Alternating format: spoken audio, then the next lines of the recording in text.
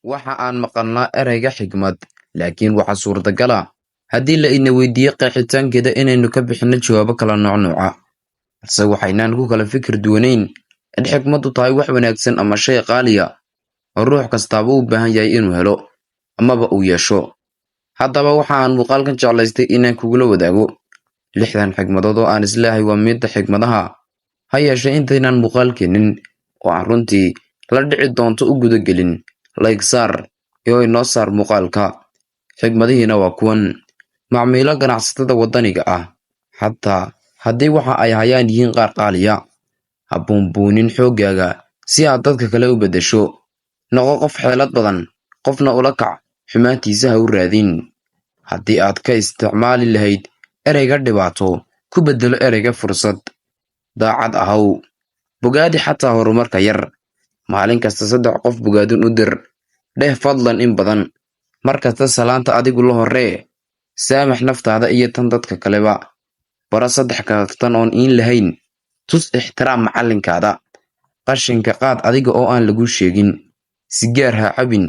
Ganacsiga iyo qoyskaba waxa ugu muhiimsan waa runta. Ahaw geesi, xitaa iska dhig adoonan ahayn. Xaaladaha xunxun, wanaaji adigu. Baro sida kombiyuutar wax loogu qoro. Sanadkii mar kitaabka quraanka ah dhammee. Ogolow oo qira qaladkaaga. Daroogo ha isticmaalin, hana la saaxiibin mid isticmaala. Xasuuso dadka kale magacyadooda. Baro magaalo madaxyada dalalka dunida. Biilka laga rabo, bixi xilligiisa. Noqo qofka la hubo ee ugu xamaasada badan. Shaqo ha ka tegin ilaa aad shaqo kale hesho.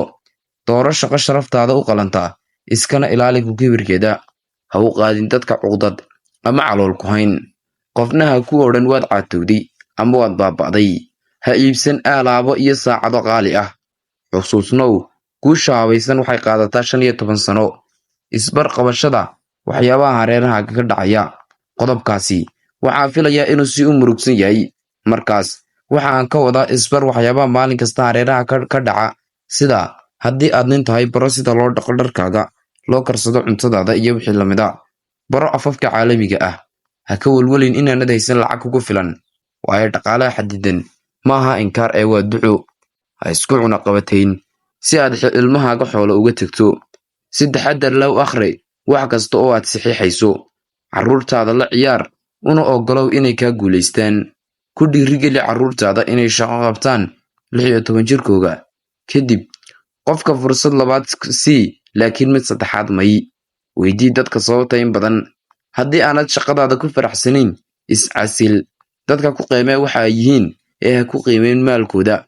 Noqo saaxiibka ugu dhow ee xaaskaaga ama ninkaaga. Ku ilaali miiskaaga iyo rugtaada ganacsi nidaamsanaan. Tallaabo ha qaadin marka aad cadhaysan tahay. Socodku waa jimicsi wanaagsan. Tusi ixtiraam wax kasta oo nool. Daryeel shaqaalahaaga, waayo waa mid ka mid ah maalgelinada ugu wanaagsan. Waqti ha ku lumin inaad ka welweshid gab dhacay. Baro oo dhaaf. Ogow kasbashada jacaylka dadka iyo kibirku weligood ma kulmaan.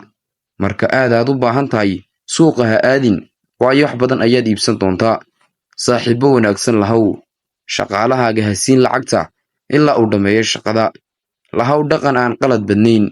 Ixtiraam dhaqannada iyo caadooyinka dadyowga kale. Shaqo sii dadka ka fikirka iyo caqliga fiican. Baro sida loo muujiyo xirfad. Baro sida loo muujiyo farxad, xitaa haddii aanad faraxsanayn. Si wanaagsan u daryeel kuwa aadka u jeceshahay.